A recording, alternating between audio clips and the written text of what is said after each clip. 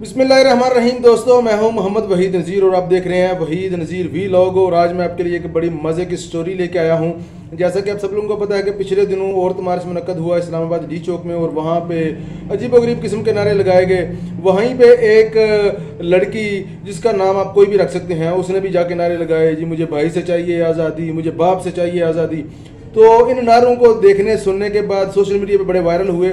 तो उस लड़की के बाप ने जब देखा कि मेरी बेटी तो मुझसे आज़ादी चाह रही है, तो उसने बोला बेटा आप आज से आज़ाद हो।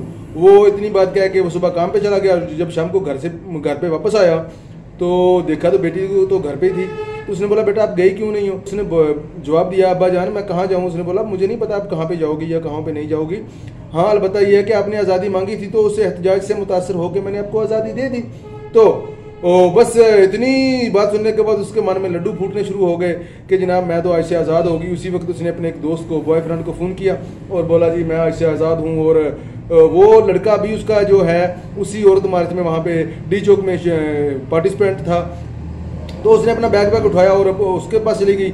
उसने उसको अपने रेस्ट हाउस में बुला लिया और 3-4 दिन हफ्ता पूरा हल्ला गुल्ला किया, पूरी मौज मस्ती की। जैसा कि आप सब लोग जानते हैं कि एक लड़की और लड़का अकेला हो तो वो किस किस्म की मस्ती कर सकते हैं। तो 4-5 दिन के बाद, हफ्ते के बाद जब उसका जी भर गया तो उसने बोला कि भाई आप अपने कहीं किसी और जगह चली जाओ, मैं आपको मज़ीद बर्दाश्त नहीं कर सकता हूँ। अभी मेरी एक और दोस्त है, वो भी मुझे डी चौक में औरत मार्च के धरने में ही मुझे मिली थी, तो वो मेरे पास आएगी, वो मेरे पास रहेगी। तो उसने बोला यार ये क्या बात हुई कि आप मेरे बॉयफ्रेंड हो और मुझे इतने ख्वाब दिखाए और मुझे आप छोड़ रहे हो? तो उसने बोला नहीं भाई आप अपने उस औरत मार्च के स्लोगन की नफ़ी कर रही हो, आपने खुद नहीं बोला मेरा जिस्म मेरी मर्जी। तो इस पे आप खुद तो अमल करती हो, मुझे अमल क्यों नहीं करनी दे रही? मेरा जिस्म है, मेरी मर्जी है। तो बस इतनी बात सुनने के बाद उसकी आंखें खुलना शुरू हो गई कि भाई ये तो मेरे साथ धोखा हो गया, मैंने घर भी छोड़ दिया और मैं अभी बॉयफ्रेंड में भी मुझे वो निकाल दिया। तो उसके बाद उसने अपने एक दूसरे दोस्त के साथ रब्ता किया कि भाई मैं घर छोड़ के आ चुकी हूँ, अभी फ़लाँ दोस्त के साथ मैं इतने दिन रही हूँ और उसने भी मुझे 5-6 दिन रखने के बाद निकाल दिया, तो अभी मैं आपके पास आना चाह रही। तो उसने बोला कि भाई मैं तो आपको घर पे नहीं रख सकता हूँ, हाँ अलबत्ता ये है कि मैं आपको किसी दोस्त के डेरे पे रख लेता हूँ, वहाँ पे 3-4 लड़के और भी हैं, तो हम 4-5 लोग होंगे और बस खूब मस्ती करेंगे और आप उनका भी ज़रा दिल पशोरी कर देना। तो इतनी बात सुनने के बाद ना उसको एक हैरत का एक और पहाड़ टूटा और उसको वो स्टोरी याद आ गई कि जब भेड़ियों के एक गोल ने बकरियों की हमायत के लिए जुलूस निकाला और बकरियों को वर्गलाया कि आप अपने मालिक को दूध भी देती हो, गाहे बगाहे वो आपको बेच भी देता है, गाहे बगाहे वो आपको ज़िबा भी कर देता है, तो आपका तो कोई हक है ही नहीं है, लिहाजा आप अपने हक के लिए आवाज़ उठाओ और इस तरह आवारा हो जाओ यानी मालिक की। तो एक बकरी जो उसकी भेड़िए की वो चाल में आ गई, तो एक बूढ़ी बकरी थी, उसने बोला कि बेटा ऐसे नहीं करो, ये अगर मालिक हमें वक्तन फ़क्तन ज़िबा करता है लेकिन उसके बावजूद हमें तहफ़्फ़ुज़ भी देता है, धूप छाँव में हमें हिफाजत भी करता है, हमें टाइम टू टाइम खाने को भी देता है और हमें छत मुयस्सर है, हमें इज़्ज़त की ज़िंदगी गुजार रही है, आप इसके साथ नहीं जाओ। वो छोटी बकरी वो नहीं मानी, उसने बोला ठीक है मैं जाऊँगी। तो जब वो उस बकरी ने बगावत की तो वो भेड़ियों के गोल में गई तो उन्होंने चीर फाड़ के रख दिया उसको। जैसा कि आप सब लोगों को पता है कि भेड़िया बकरी का दोस्त तो नहीं हो सकता, इसी तरह एक गैर महरम लड़की का दोस्त बिल्कुल नहीं हो सकता। तो वो जब उसने इतनी बात सुनी कि मुझे 4-5 लड़कों का और भी 4-5 लड़कों को मुझे खुश करना पड़ेगा और वहाँ पे भी कोई मुस्तकिल मेरी जाय बना नहीं है, तो उसके बाद उसने अपने बाप से रब्ता किया, बाबा मुझे आपकी ना प्रॉपर्टी में हिस्सा चाहिए। तो उसने बोला बेटा कौन सी प्रॉपर्टी, आपने तो आज़ादी मांगी है, मैंने आपको आज़ादी दे दी, आपने प्रॉपर्टी तो मांगी नहीं है, प्रॉपर्टी तो देता है इस्लाम, आप इस्लाम से मुनहरिफ हो, मुझे आपको प्रॉपर्टी देने का पाबंद किया है दीन इस्लाम ने और आप तो दीन इस्लाम के से मुनहरिफ होकर चले गई हो, तो अभी आपको प्रॉपर्टी तो नहीं मिलेगी। इसके बाद उसने एक वकील से रब्ता किया कि भाई मुझे अपने बाप की प्रॉपर्टी चाहिए। वकील साहब ने जनाब अपनी वो सारी उसकी फाइलें वाले खंगालने के बाद बोला कि नहीं जी आपको प्रॉपर्टी में कुछ हिस्सा नहीं मिल सकता क्योंकि आपके बाप ने सारी प्रॉपर्टी अपनी छोटी बेटी के नाम कर दी है। बस इतनी बात सुननी थी तो वो घबरा गई कि अभी तो मेरे पास कुछ भी नहीं है। खैर उसने वो जो औरत मार्च मुनक्कद करने वाली खातून थी जो जिसने ऑर्गेनाइज़ किया था उनसे रब्ता किया कि भाई मुझे घर से निकाल दिया, मेरे दोस्त ने भी मुझे निकाल दिया और अभी मेरे पास तो जाय बना नहीं है, तो अभी मैं क्या करूं? तो वो उस ऑर्गेनाइज़र साहब ने बोला था हम तो चंद दिनों के लिए जा रहे हैं कनाडा और हम तो आपको नहीं दे सकते कोई पनाह बना, हाँ अलबत्ता ये है कि आप फ़लाँ होटल में चली जाओ, वहाँ पे आपको पनाह भी मिलेगी, पैसे भी मिलेंगे, तहफ़्फ़ुज़ भी मिलेगा और ये वो। बस उसको इतनी बात सुन के ज़रा हौसला सा हुआ और उसने टैक्सी पकड़ी और उस बताए गए एड्रेस पर पहुँच गई।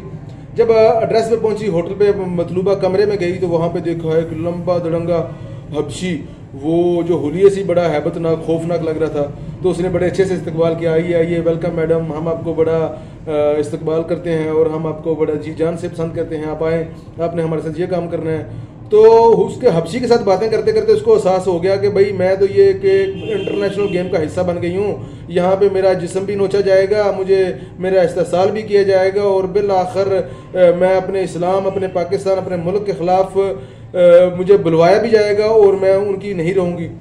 तो उसने हबशी के साथ चंद जुमले, चंद बातें करने के बाद जो है वहाँ से निकलने में आफियत समझी और फटाफट वो होटल से बाहर भागी।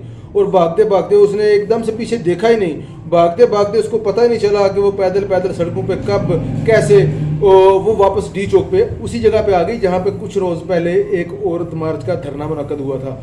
और वो एक खौफ और हैबत का एक मुजस्मा बनी हुई और बड़ी परेशान हाल, उसको कुछ समझ नहीं आ रही थी, वो मरना चाह रही थी, उसको बड़ी शर्मिंदगी हो रही थी कि यार ये मेरे साथ क्या हुआ, मैंने दीन इस्लाम को छोड़ दिया, मैंने अपने बाप को छोड़ दिया, अपना घर छोड़ दिया, मेरे बॉयफ्रेंड ने मुझे छोड़ दिया, अभी हर तरफ मेरे लिए ज़लालत ही ज़लालत है। तो बस वो इतनी सोचों में गुम थी कि वो डी चौक पे एक सिक्योरिटी गार्ड खड़ा था और सिक्योरिटी गार्ड ने उसको पूछा कि बेटा आप कौन और किधर जाना है। तो उसने बोला कि मुझे नहीं पता मैं कहाँ से आई हूँ और मेरा तो घर वर नहीं है, मैंने अल्लाह के पास जाना है, मुझे बस अल्लाह के पास जाना है। तो सिक्योरिटी गार्ड समझ गया कि यार ये बच्ची जो है ना वो कोई थोड़ी सी परेशान है, उसके सर पे चादर भी नहीं है, गले में दुपट्टा भी नहीं है। और खैर उसने उसके देखा कि कोई हैंड बैग में या पर्स में उसका शनाख्ती कार्ड देखा, शनाख्ती कार्ड देखने के बाद उसका एड्रेस देखा और बड़ी मुश्किल के साथ अपने दूसरे सिक्योरिटी गार्ड साथी के तावन के से उसके बाप का वो फ़ोन नंबर ढूंढा। तो उसने उसके बाप को फ़ोन करके बोला कि फ़लाँ लड़की, फ़लाँ हुलिये की एक लड़की है, वो इधर डी चौक में खड़ी है और वो कहती है मेरा अल्लाह के सिवा कोई नहीं और मैं अल्लाह के पास जाना है, तो लगता है ये आपकी बेटी है।